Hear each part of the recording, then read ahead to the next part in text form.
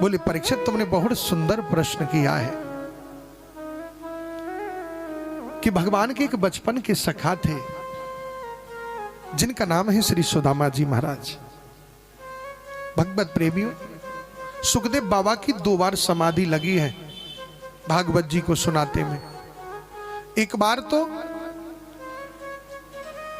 ब्रह्म मुहूर्त ब्रह्मा जी के मोह की कथा सुना रहे थे कि ब्रह्मा जी को मोह हो गया भगवान को पहचानने में कि ये भगवान नहीं है, तो ब्रह्मा जी ने बछड़ों की और सखाओं की चोरी की थी, चुरा करके ब्रह्मलोक ले गए थे।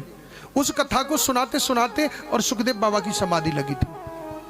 और एक बार सुदामा चरित्र प्रारंभ करने से पहले समाधि लग गई, तो देवताओं ने फिर ऋषियों ने वेद धुनि का उच्चारण किया, तब सुखदेव जी की समाधि खुली। आनंदित होते हुए सुखदेव बाबा बोले परीक्षित तुमने बहुत सुंदर प्रश्न किया है आज। हाँ, भगवान करुणा निधान है, दीन बंधु है। उनके एक बचपन के मित्र हैं जिनका नाम है सुदामा जी महाराज। कृष्ण स्यासीद सखा कश्चित ब्राह्मणो ब्रह्मवित्तमः विरक्त इंद्रियार्थेषु प्रशांतात्मा जितेंद्रिय। परम भागवत श्री सुदामा जी महाराज का पावन परिचय देते हुए श्री सुखदेव जी महाराज कहते हैं कि परीक्षित भगवान श्री कृष्ण के परम प्रिय सखा हैं श्री सुदामा जी महाराज। ब्राह्मणों ब्रह्मवित्तम है, केवल ब्राह्मण ही नहीं है, ब्रह्मवित्तम नहीं, परम श्रेष्ठ ब्रह्म ज्ञानी है श्री सुदामा जी महाराज। विरक्त इंद्रियार्थेषु, इंद्रियों से सदा विरक्त रहने वाले हैं श्री सुदामा जी महाराज। प्रशांत आत्मा, फिर भी संतोष नहीं मिला, हर परिस्थिति में प्रसन्न रहते हैं, कभी सुदामा जी का मुख मुरझाता नहीं है। जितेंद्रिय है, जिनकी इंद्रियां सदैव उनके बस में रहती हैं। इतने विशेषण गिना दिए सुदामा जी महाराज के कि मूल परिचय देना ही भूल गए। बोले श्री सुखदेव बाबा सुदामा जी गरीब है, लेकिन प्रसन्न उनके बराबर संसार में दूसरा कोई और नहीं है। जब सुशीला का परिचय देने लगे तो परिस्थिति विपरीत कर दी। बोले जैसे सुदामा जी है ना, वैसी सुशीला नहीं है। सुशीला को यहां दरिद्र कह दिए हैं सुखदेव बाबा। और दरिद्र कौन है? दरिद्रोस्तु असंतुष्टो, भागवत जी की दृष्टि में, कि जिसके घर में संतोष नहीं, जिसके मन में संतोष नहीं है, चाहे वो करोड़पति है, अरबपति है, चाहे नोटों की सैया पर सोता है, उससे बड़ा कोई दूसरा दरिद्र नहीं है। एक बार की बात थी कि एक महात्मा राम मार्ग में निकल करके जा रहे थे, बड़े त्यागी संत थे। उन्होंने देखा कि मार्ग में एक कौड़ी पड़ी थी, फूटी कौड़ी जो पहले चलती थी, कौड़ी पड़ी थी, तो उन्होंने उठा करके वो कौड़ी और कमंडल में रख ली। किसी ने पूछ लिया कि बाबा आप तो त्यागी संत हो, आप इसका क्या करोगे? आपको तो किसी भी चीज की जरूरत नहीं है। बोले भैया ये मेरे किसी काम की नहीं है, लेकिन कोई दरिद्र मिलेगा ना तो उसको मैं दूंगा इसे। कितने ही मंदिर देवालयों पर डोले भिखारियों को खोजते हुए, लेकिन उन्हें वहां दरिद्र नहीं मिला। कितनी झोपड़ी झुग्गियों में डोले, लेकिन कोई दरिद्र नहीं दिखाई दिया। एक दिन जा रहे थे मार्ग पर, तो बाहर सामने से एक भारी सेना आ रही थी, मारो मारो काटो काटो करके आ रहे थे लोग। बाबा वहां खड़े हो गए, किसी से पूछ लिए भैया ये क्या है, ये कौन है जो इतनी बड़ी सेना लेकर के आया? बोले कि राजा है महाराज। बोले कहां जा रहा है? बोले दूसरे राजा को युद्ध करने के लिए। बोले क्या करेगा? कि उसके खजाने को लूट करके लाएगा। बोले अच्छा, इसके यहाँ खजाना कम है क्या? बोले नहीं, इसका स्वभाव हो गया है कि दूसरे राजा को लूट करके उसके खजाने को ला करके अपने खजाने में मिला लेता। बोले अच्छा, तो जिसको मैं खोज रहा था वो मिल गया आज मुझे। रास्ते में खड़े हो गए, बीच रास्ते में राजा आया तो बोला बाबा हटिए। बोले नहीं, पहले रथ से नीचे तो उतर के आ, सवारी से नीचे उतर। राजा उतर ही आया। बोले कहां जा रहा है? बोले मैं राजा से युद्ध करने जा रहा हूं, उसके धन को, खजाने को लूटने के लिए।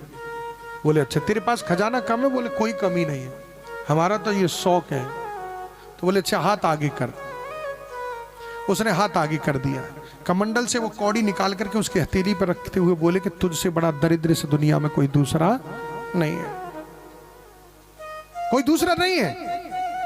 कहते कि जब आवे संतोष धन सब धन धूर समान। जीवन में संतोष यदि है तो तुमसे बड़ा कोई धनवान नहीं है, संतोष से बड़ा कोई धन नहीं है, और जिसके संतोष नहीं है उससे बड़ा कोई दरिद्र नहीं है। एक दिन किसी संत के द्वारा सुशीला को पता चल गई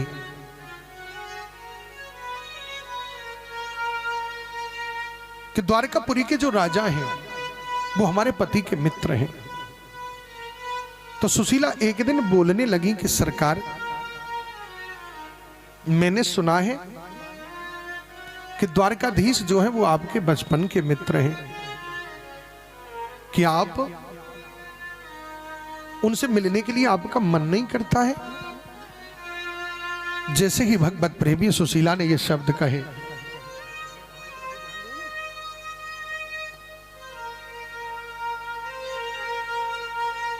बोले महाराज आपका कभी मन नहीं करता है क्या उनसे मिलने के लिए? सुदामा जी बोले कि सुशीला मन तो बहुत करता है, लेकिन जब मन करता है ना तो नेत्र बंद करके मैं उससे मिल लेता हूं। क्यों?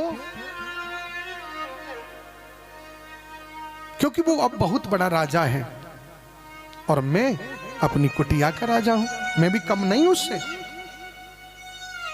सुशीला बोली सरकार मैं ऐसे नहीं कह रही हूं, कभी अंतरंग दृष्टि से तो मिलते हैं, कभी प्रत्यक्ष भी जाकर के मिलना चाहिए, ऐसे मिलन के लिए आपका मन नहीं करता है? सुदामा जी बोले सुशीला मन तो बहुत करता है, लेकिन क्या करूं, परिस्थिति ऐसी है कि मैं जा नहीं सकता। शास्त्र का नियम है कि मित्र के घर और गुरु के स्थान पर कभी खाली हाथ नहीं जाना चाहिए। बोले सुशीला मेरे घर में खाने को दाना नहीं है, मैं किस तरह उससे मिलने के लिए जाऊं? बोली सरकार आप उनके स्वभाव को नहीं जानते हो, पदार्थ के भूखे नहीं है वो, भाव के भूखे हैं। उन्हें पदार्थ नहीं चाहिए, उन्हें भाव चाहिए। तुम्हारे तो वो मित्र हैं, आप उनके साथ रहे हो, लेकिन मैंने उनको कभी देखा नहीं है, उनके बारे में मैंने सुना है। इतना मैं जानती हूं कि वो भाव के स्वामी हैं। सरकार मैं कहती हूं कि आप उनसे एक बार मिलने के लिए जाओ। सुदामा जी महाराज के नेत्र सजल हो गए भगवत प्रेमियों। और रही बात ले जाने की, तो आप चिंता न करो, मैं आपकी व्यवस्था करूंगी। भगवत प्रेमियों सुदामा जी महाराज तो स्नान ध्यान करने लग गए। सुशीला गई कुछ ब्राह्मणियों के घर। यचित्वा चतरो मुष्टीन विप्रान पृथुक कतंडुलान। 4 ब्राह्मणियों के घर गई और एक एक मुट्ठी चावल मांग करके लाई है। क्यों? अगर सुशीला चाहती है, बहुत बुद्धिमानी का परिचय दे रही है सुशीला। सुशीला चाहती तो गाड़ी पे गाड़ी चावल उसके घर में खल जाते, लेकिन सुशीला जानती है कि जब मेरे पति द्वारकाधीश के सामने खड़े होंगे ना, और द्वारकाधीश पूछेंगे कि सुदामा भैया तुम कैसे हो, तो ये एक ही आवाज देंगे कि कन्हैया मेरे से ज्यादा सुखी संसार में दूसरा कोई और नहीं है। लेकिन उनको कैसे पता चले कि मेरे घर की कंडीशन क्या है? अब 4 मुट्ठी 4 घर के चावल हैं, चारों चावल चारों तरह 4 तरह के होंगे, तो वो जान जाएंगे कि एक चावल का दाना भी सुदामा का अपने घर का नहीं है। दूसरा, चैल खंडेन तान बदध्वा, उसे ऐसे कपड़े में बांध दिया जो 50 जगह से फटा हुआ है, तह पर तह लगा करके। देख करके द्वारकाधीश समझ जाए कि एक वस्त्र भी सुदामा भैया के घर में साबुत नहीं है। लाई और पोटली बांध करके सुदामा जी को थमा दी। सुदामा जी स्नान ध्यान करके और कन्हैया से मिलने के लिए चल दिए हैं भगवत प्रेमियों। चलते चलते सुदामा भैया को 3 महीने के समय हो गया। अब बीच में एक नदी पड़ी है, विशालकाय नदी। जब सुदामा जी ने उस नदी को देखा तो सुदामा जी घबरा गए।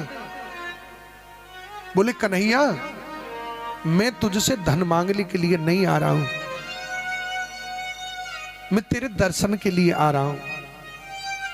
और सुन, मेरे बस की बात नहीं है कि मैं इस नदी को पार कर सकूं।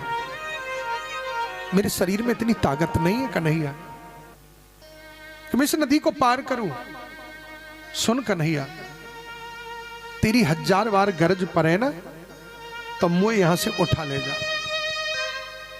नहीं तो मेरी ये कंडीशन नहीं कि मैं वापस घर भी जा सकूं। सुदामा जी महाराज वहीं नदी के किनारे बैठ जाते हैं भगवत प्रेमी। कुछ देर के बाद में देखा कि एक केवट और नाव लेकर के वहां पर आ रहा है, चिल्लाता हुआ आ रहा है, अरे भैया, कोई उस पार जाने वाला है क्या? कोई जाएगा क्या? सुदामा जी बोले हाँ भैया, हम जाएंगे। उस केवट ने आकर के नौका और नदी के किनारे लगा दी। हाथ पकड़ करके केवट ने और सुदामा भैया को नौका में बिठा लिया। बिठा करके जब नाव चलने लगी, जब नदी के बीच धार में नाव पहुंची भगवत प्रेमियों,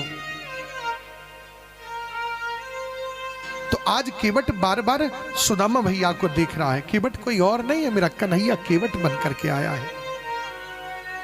आंखें फाड़ फाड़ करके केवट सुदामा भैया को देख रहा है कि वाह सुदामा भैया, दुनिया बदल गई लेकिन मेरा सुदामा भैया नहीं बदला है। भगवत प्रेमियों, पूछ लिए केवट, बोले भैया, आपके मस्तक को देख के लग रहा है कि आप शायद ब्राह्मण हैं। सुदामा जी बोले हाँ भैया। अच्छा, क्या नाम है आपका? बोले हमारा नाम भैया सुदामा है। अच्छा, कहाँ जा रहे हो? बोले हम द्वारका जा रहे हैं।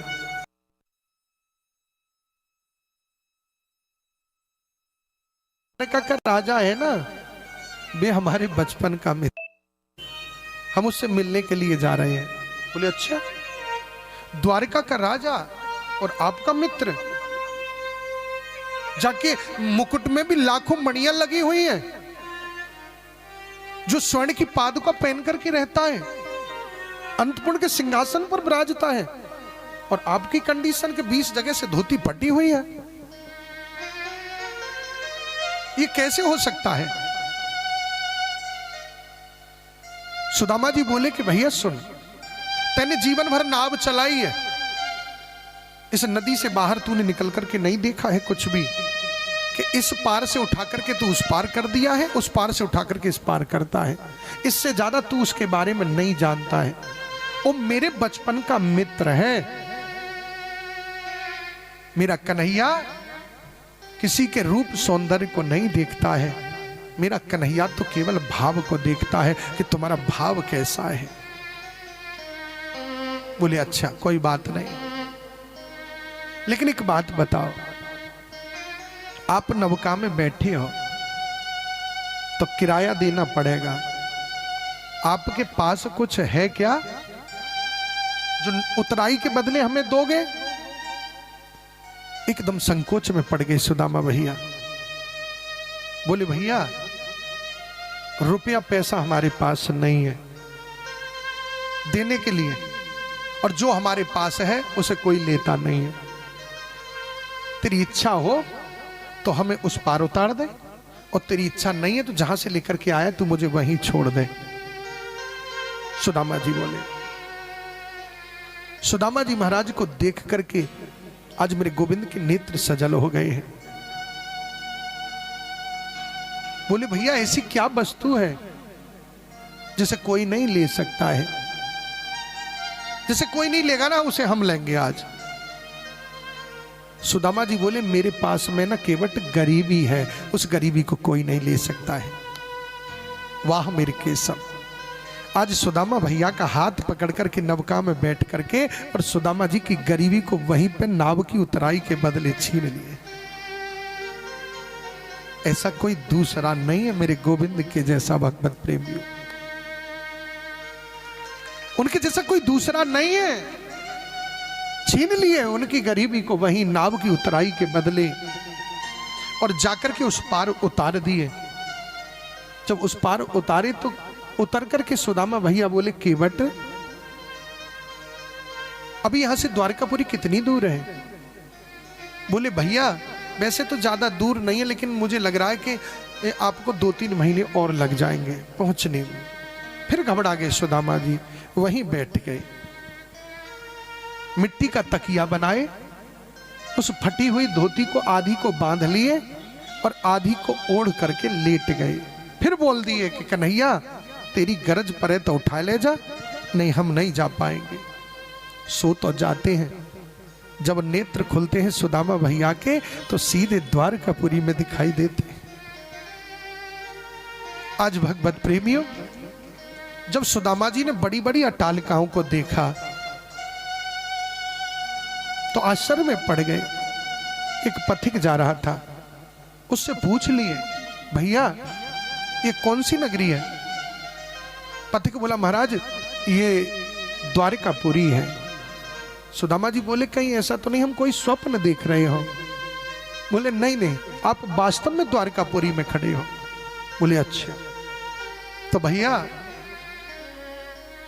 यहां हमारा कन्हैया कहां मिलेगा? वो तो आश्चर्य में पड़ गया। पथिक बोला महाराज आप हमारे प्रभु का महाराज का ऐसे नाम ले रहे हैं? जानते हैं उनका नाम लेने से पहले कितने विशेषण लगाए जाते हैं?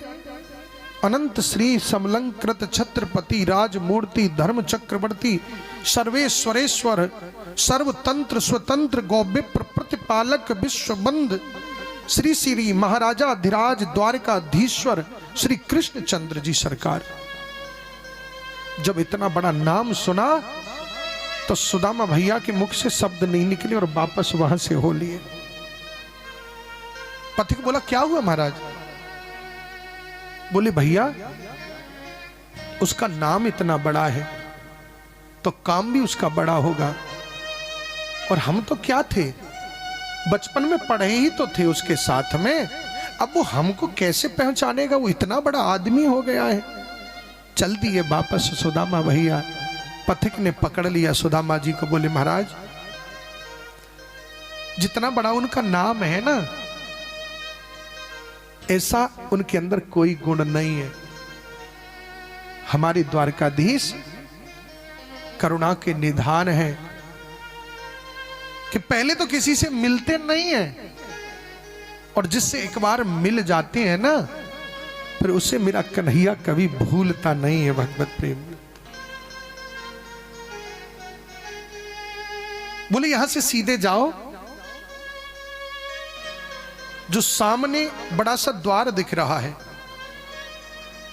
उस द्वार पर लिखी हुई है करुणा निधान दयानिधि द्वार। उसमें सीधे चले जाना, भगवान आपको वहीं बैठे द्वारकाधीश मिलेंगे। आज भगवत प्रेमियों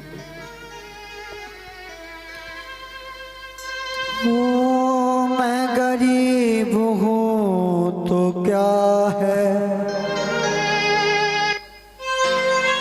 दीनों के नाथ तुम हो। मैं गरीब हूं तो क्या है, दीनों के नाथ तुम हो। होठों पे है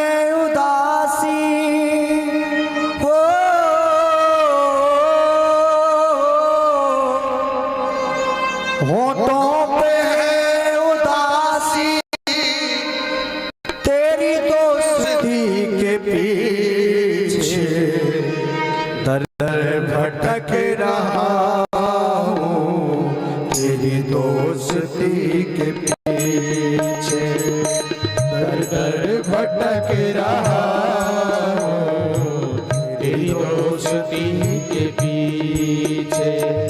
क्या सजा मिली है मुझको,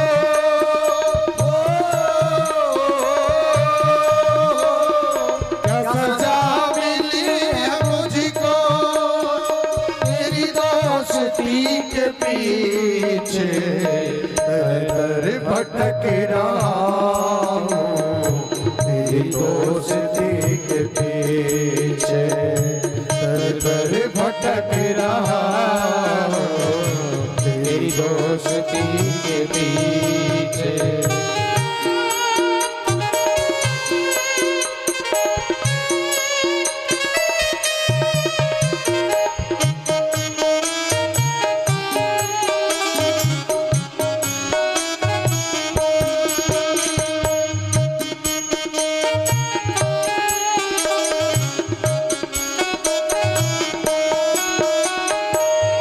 द्वारिका के वासी अखियां दरस की प्यासी, ओ द्वारिका के वासी अखियां दरस की प्यासी, ओ द्वारिका के वासी अखियां दरस की प्यासी, ओ द्वारिका के वासी अखियां दरस की प्यासी।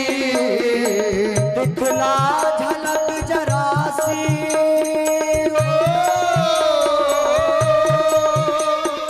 दिखला झलक जरासी तेरी दोस्ती के पीछे, दर दर भटक रहा हूँ तेरी दोस्ती के पीछे, दर दर भटक रहा हूँ तेरी दोस्ती के पीछे।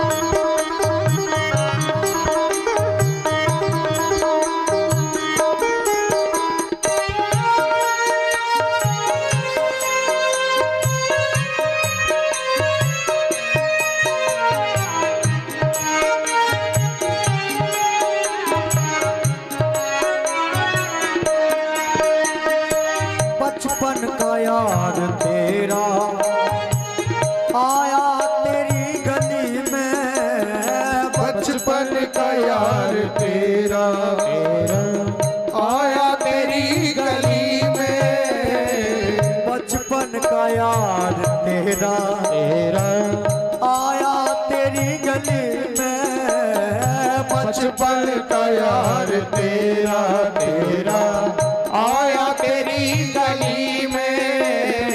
क्या सजा मिली है मुझको,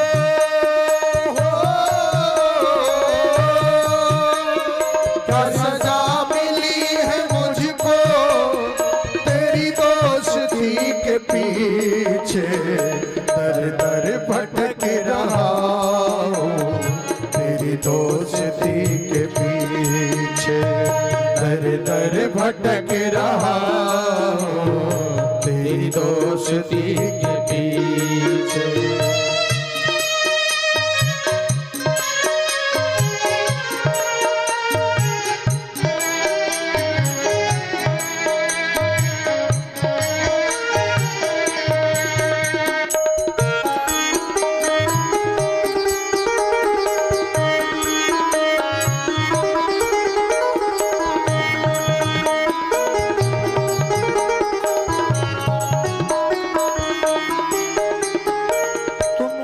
पतित पावन अधमों का मैं हूँ स्वामी, तुम हो पतित पावन अधमों का मैं हूँ स्वामी, तुम हो पतित पावन अधमों का मैं हूँ स्वामी, तुम हो पतित पावन अधमों का मैं हूँ स्वामी,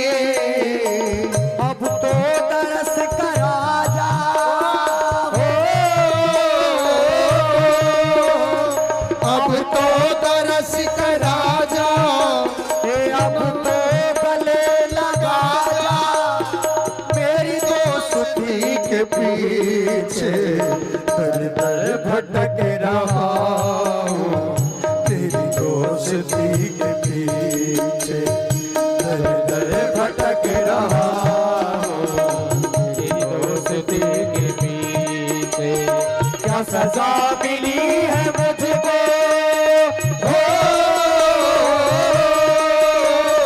क्या सजा मिली है मुझको, तेरी दोस्ती के पीछे दर दर भटक रहा हूँ, तेरी दोस्ती के पीछे दर दर भटक रहा हूँ, तेरी दोस्ती के पीछे दर दर भटक रहा हूँ, तेरी दोस्ती के पीछे, तेरी दोस्ती के पीछे, तेरी दोस्ती के पीछे।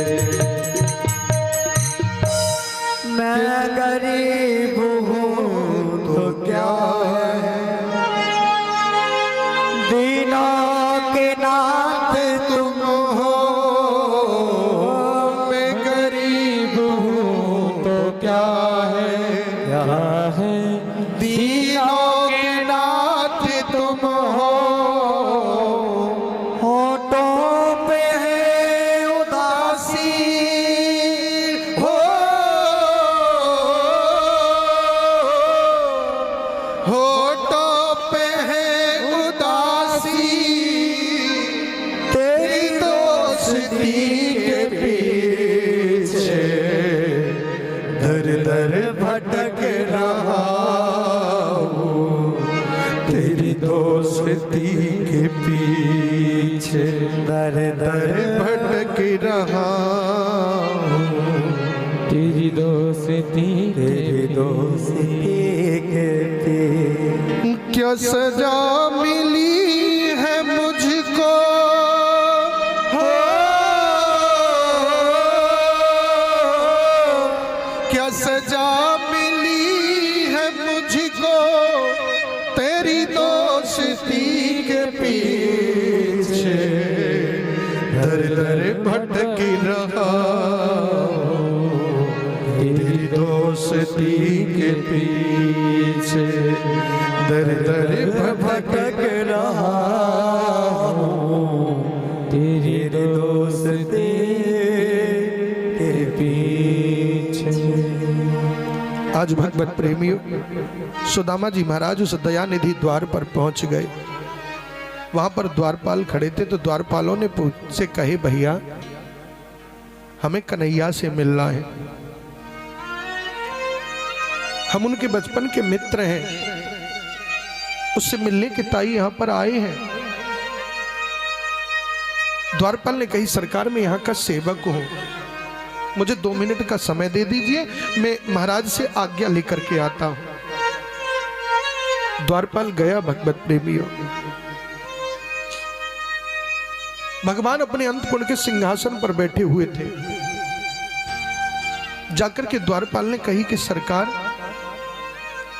ऐसा अवधूत हमने जीवन में कभी नहीं देखा द्वारका के दरवाजे पर। बोले क्या है? किसी सुपगा न झगा तन में, प्रभु जाने को आहे बसे की ही ग्राम। धोती फटी सी लटी दुपटिया, पाइयों पा नहीं की नहीं सावा। द्वारि खड़ियो द्विज दुर्बल एक रहो, चकिसो वसुधा अभिरामा। पूछत दीन दयाल को धाम, बतावती अपना नाम सुदामा। पूछत दीन दयाल को धाम, बतावते अपनो नाम सुदामा। आज जैसे ही सुदामा शब्द कन्हैया के कान में पड़ा, वाह मेरे गोविंद, बैठे हुए थे बिना चरण पादुकाओं के।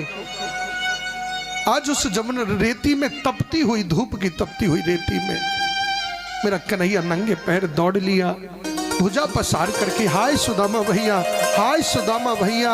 कहाँ मुकुट गिर जाता है, कहाँ पीतांबर गिरता है। भगवत प्रेमियों, 7 डहोलियों को पार करके जब आए तो मुख्य द्वार पर जब सुदामा भैया को देखा तो देख करके दौड़ करके कन्हैया ने सुदामा जी को अपने हृदय से लगा लिया।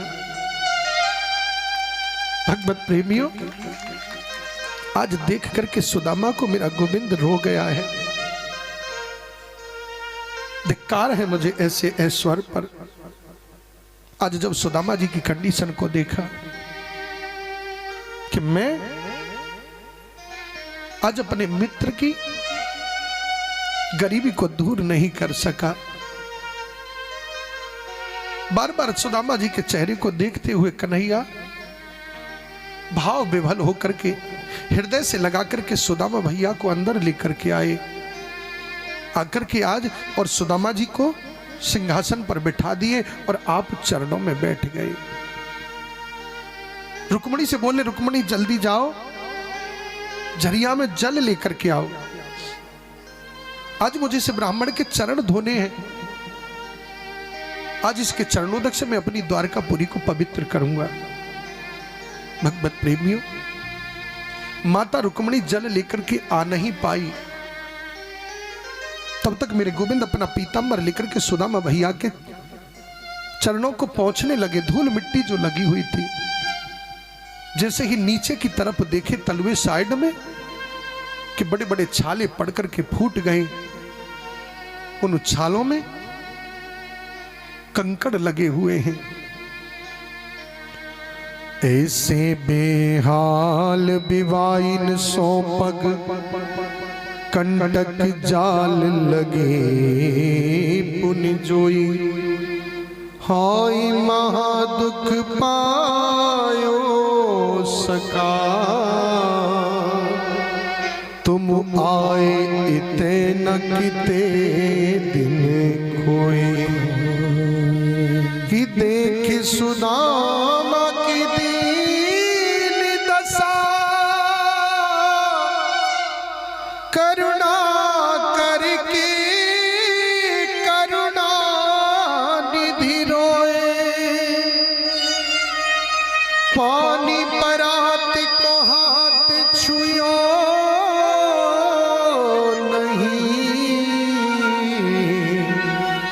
नैनन की जल सो पग धो। नैनन के जल सो पग धोए। आज सुदामा भैया को देख करके कन्हैया ने अपने आंसुओं से सुदामा के चरणों का पाद प्रक्षालन कर दिया। जल से इसलिए नहीं धोए हैं कन्हैया कि गंगा का जो जल है ये मेरे चरणों का चरणोदक है। अगर इससे मैं ब्राह्मण के चरण धोता हूं तो एक ब्राह्मण का अपमान हो जाएगा। आज इस कन्हैया की, सुदामा की देख करके कंडीशन को कन्हैया रो पड़ा है। नेत्रों के जल से भगवत प्रेमी सुदामा जी के चरणों को धो लिए हैं। उसके बाद रात्रि जब विश्राम करने लगे तो पूछ लिए, सुदामा भैया जब हम बचपन में एक विद्यालय में पढ़ते थे तो कितना आनंद आता था। हाँ कन्हैया भैया, उस समय हम पूछते थे आपसे कि सुदामा भैया आप विवाह करोगे या नहीं, तो आप मना करते थे कि नहीं कन्हैया हमें विवाह नहीं करना है। बोले अच्छा, लेकिन उस समय वो बचपन था, एक बात बताओ आपने विवाह किया कि नहीं। सुदामा जी बोले कन्हैया हमारा मन नहीं था विवाह करने का, लेकिन माता पिता ने जब ज्यादा आग्रह किया ना तो हमको विवाह करना पड़ा। तेरी भाभी का नाम सुशीला है। बोले अच्छा भैया गलत मत समझना, मैंने इसलिए पूछा है कि जब भाभी घर में है तो भाभी ने क्या मेरे लिए कुछ भेजा या नहीं। आज सुदामा जी महाराज उस तंदुल की पोटली को भगवत प्रेमियों कांख में दबा रहे हैं। क्यों? क्योंकि यहां जितनी भी इसकी पत्नियां हैं, सब बड़े बड़े घर की राजकुमारियां हैं, सभी वहां पर खड़ी हैं। इसका स्वभाव है कि ये मानेगा नहीं, सबके सामने खोल लेगा। लेकिन मैं सबके सामने कैसे दिखाऊं कि टूटे हुए चावल में लेकर के तेरे लिए आया हूं। सो कांख में दबा करके बैठे हैं सुदामा जी महाराज। सुदामा जी बोले, कन्हैया और बात कर, ये बात छोड़ दे। बहुत देर हो गई कहते कहते कन्हैया को। कन्हैया बोले कि भैया शायद आप ना मेरा स्वभाव भूल गए हैं। आप जानते हैं मैं पदार्थ का भूखा नहीं हूं, मुझे भाव चाहिए। तुम क्या दे रहे हो मुझे उससे कोई मतलब नहीं, लेकिन दे कहां से रहे हो, मेरे यहां उसकी प्रधानता है। बोले कोई भी मुझे पत्रम पुष्पम फलम तोयम यो में भक्त्या प्रेक्षते, कोई मुझे भाव से पत्र पुष्प फल जो अर्पित कर देता है, हृदय से एक बार अर्पित कर दे तो सदा के लिए मैं उसी का हो जाता हूं। सुदामा भैया सकुचाइए नहीं, जो भाभी ने भेजा है वो मुझे दे दीजिए। सकुच के मारे सुदामा जी नहीं निकाल के दे पाए। कन्हैया ने जबरदस्ती कांख में हाथ डाला और तंदुल की पोटली को बगल से खींच लिए। जैसे ही पोटली हाथ में आई, कन्हैया एक क्षण में समझ गए सुदामा जी की दशा क्या है। पोटली को देखते ही बोले, सुदामा भैया सब तो ठीक है ना? बोले हाँ कन्हैया। बोले कोई दिक्कत तो नहीं है? बोले नहीं कन्हैया, इस संसार में ना मेरे से ज्यादा सुखी कोई दूसरा और नहीं है। लेकिन मेरा कन्हैया समझ गया भगवत प्रेमियों। कन्हैया ने उसी क्षण बैठकर के जैसे ही पोटली को खोले तो समझ गए कि एक दाना भी सुदामा भैया के अपने घर का नहीं है, एक कपड़ा भी साबुत इसके घर में नहीं है। तुरंत एक मुट्ठी चावल ली और मुख में डाल लिए। मुख में डाल करके एक लोक का साम्राज्य सुदामा जी को दे दिए। दूसरी मुट्ठी चावल डाले, 2 लोक का साम्राज्य दे दिए। आज तीसरी मुट्ठी डाल करके स्वयं सुदामा बनना चाहते थे कन्हैया, लेकिन रुक्मणी ने हाथ पकड़ लिया। बोली सरकार हम कहां जाएंगे? बोल करके रुक्मणी ने यही कहा था, सरकार ये चावल कच्चे हैं, ज्यादा खाएंगे तो पेट दर्द कर देगा, इसलिए थोड़ा प्रसाद हम लोगों के लिए भी छोड़ दो। कन्हैया रुक गए। सभी ने प्रसाद बांट करके खड़ा। भगवत प्रेमियों कहते हैं कि देन हार कोई और है, भेजत है दिन रैन, लोग भरम हम पर करें याते नीचे ले। एक संत रोज दान करते थे खड़े होकर के। जब दान करते थे तो दान देते समय उनकी गर्दन नीचे झुकी हुई होती थी।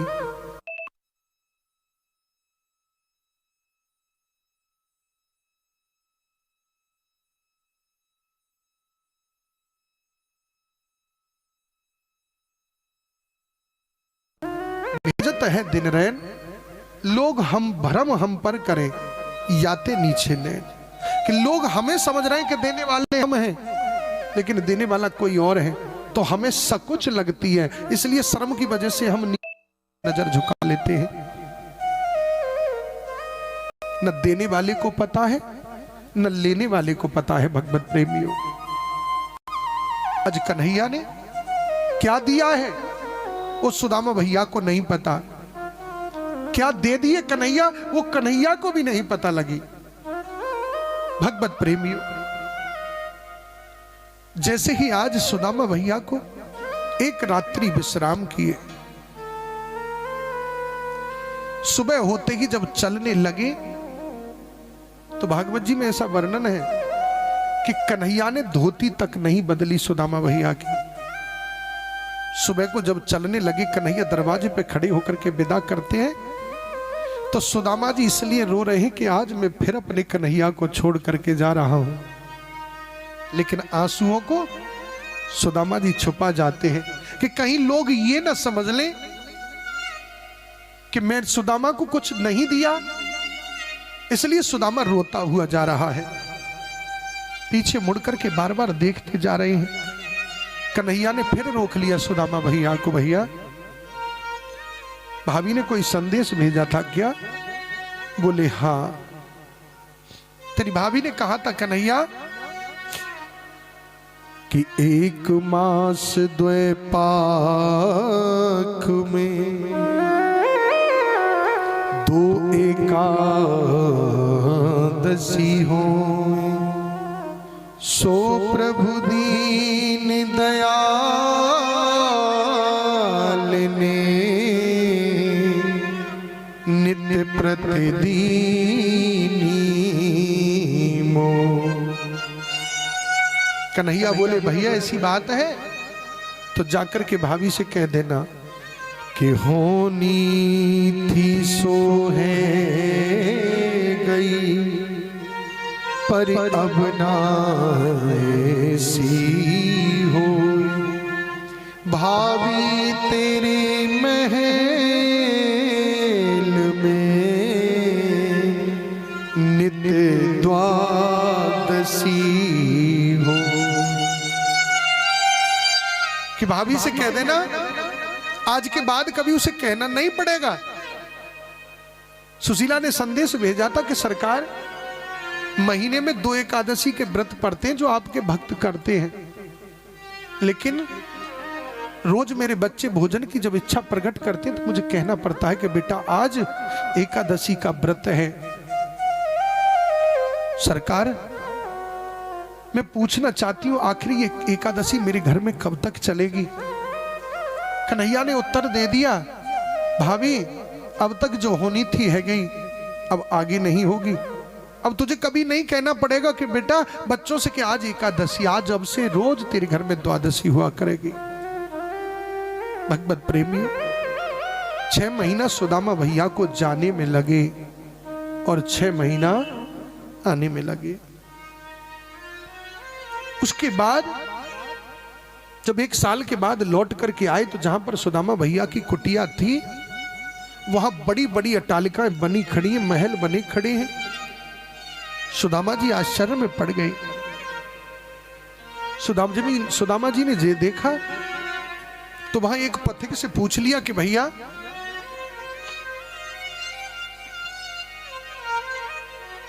ये कौन सी नगरी है? पथिक बोला महाराज ये सुदामापुरी है। बोले सुदामापुरी? तो ये सुदामा नाम के कोई सेठ होंगे? बोले नहीं। बोले बुलाओ जरा उनको। बोले वो सेठ नहीं है महाराज, वो ब्राह्मण है और वो यहां पर नहीं है, वो द्वारका गए अपने मित्र से मिलने के लिए। सुदामा जी बोले ब्राह्मण द्वारका, सुदामा नाम, लेकिन मेरी नगरी होने का कोई मतलब नहीं है। अब कैसे पता लगे? तो बोले उनके घर में कोई होगा। बोले हाँ उनकी महारानी है। बुलाइए जरा। जब सुशीला निकल करके आई भगवत प्रेमियों तो दौड़ करके सुशीला ने सुदामा जी के चरण पकड़ लिए। सुदामा भैया बोले सुशीला ये क्या है? बोले सरकार ये सब द्वारकाधीश की कृपा है।